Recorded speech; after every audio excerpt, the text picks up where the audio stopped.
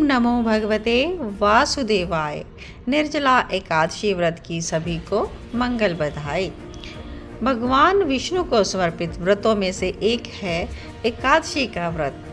साल भर में 24 एकादशियाँ रखी जाती हैं, जिनमें हर एक एकादशी का अपना अलग ही महत्व है। और इनमें से एक एकादशी ऐसी है जिसका व्रत करने से साल भर की एकादशियों का व्रत का फल मिल जाता है, और यह है निर्जला एकादशी। तो चलिए आज के वीडियो में जानते हैं निर्जला एकादशी से जुड़ी हुई प्रत्येक जानकारी। ज्येष्ठ माह में जल से जुड़े व्रत और त्योहारों का विशेष महत्व होता है, क्योंकि इस समय गर्मी अपने चरम सीमा पर होती है और ऐसे में जल का दान करना, निर्जल रहकर उपवास करना धार्मिक दृष्टि से अत्यंत ही फलदायी माना जाता है। और इन उपवासों को करने से वर्ष भर सुख और समृद्धि की प्राप्ति होती है। इसी कारण ज्येष्ठ माह में आने वाली निर्जला एकादशी अति ही पावन मानी जाती है। निर्जला एकादशी का व्रत हर साल ज्येष्ठ माह के शुक्ल पक्ष की एकादशी तिथि में रखा जाता है, क्योंकि इस ज्येष्ठ माह की तपती गर्मी में पानी पिए बिना रहना बड़ा ही कठिन होता है, लेकिन इस एकादशी को हमें जल पिए बगैर रहना होता है और यह व्रत सबसे कठिन व्रतों में गिना जाता है। तो इसी कारण से निर्जला एकादशी का बड़ा ही अत्यधिक महत्व है। तो निर्जला एकादशी का महत्व इस बारे में आपने जाना। आगे हम जानेंगे कि निर्जला एकादशी का व्रत 6 तारीख या 7 जून को रखा जाए। आगे हम डिटेल में इसकी जानकारी देते हैं, वीडियो को अंत तक ज़रूर देखें। तो इस बार निर्जला एकादशी का व्रत 6 और 7 दोनों ही दिन पर मान्य है। ज्येष्ठ माह के शुक्ल पक्ष की एकादशी तिथि 6 जून की सुबह 2:15 पर शुरू हो रही है और इस तिथि का समापन 7 जून सुबह 4:47 पर हो जाएगा। और दोनों ही दिन उदय तिथि रहने से निर्जला एकादशी का व्रत आप दोनों ही दिन कर सकते हैं, यानी जो आप जिस दिन भी करना चाहें उस दिन कर सकते हैं। लेकिन ध्यान रहे कि व्रत का पारण का समय दोपहर पड़ने के चलते एकादशी का व्रत 32 घंटे और 21 मिनट का होगा।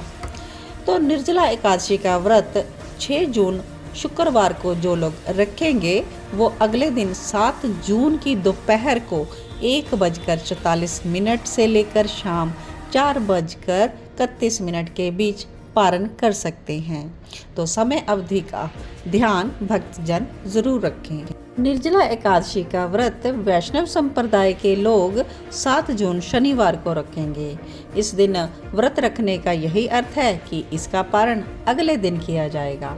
तो 7 जून को व्रत रखने वालों के लिए व्रत का पारण का जो शुभ मुहूर्त है यह 8 जून सुबह 5:23 से 7:17 तक होगा। तो भक्तजन समय अवधि का ध्यान जरूर रखें। तो आइए आगे हम जान लेते हैं निर्जला एकादशी पर क्या आप दान कर सकते हैं। निर्जला एकादशी के दिन भगवान विष्णु की पूजा और दान की विशेष मान्यता होती है। तो इस दिन जल के दान को अत्यधिक शुभ माना जाता है। निर्जला एकादशी पर जल का दान करना सबसे बड़ा दान होता है। प्यासे लोगों को आप घड़ा, सुराही इस प्रकार ठंडा जल भरकर दान कर सकते हैं। निर्जला एकादशी पर ठंडे और मीठे शरबत का दान भी किया जा सकता है। तो इस दिन किया हुआ दान अमृत से कम नहीं है। तपती गर्मी में शरबत का दान करना बड़ा ही शुभ है। गरीब और ज़रूरतमंदों को अनाज, कपड़े दान में दिए जा सकते हैं। इससे भगवान विष्णु बड़े ही प्रसन्न होते हैं, क्योंकि जिन लोगों को ज़रूरत होती है अनाज और वस्त्र की, उनको अगर हम प्रसन्न करते हैं तो भगवान अवश्य ही प्रसन्न होते हैं और भक्तजनों को पुण्य का फल प्राप्त होता है।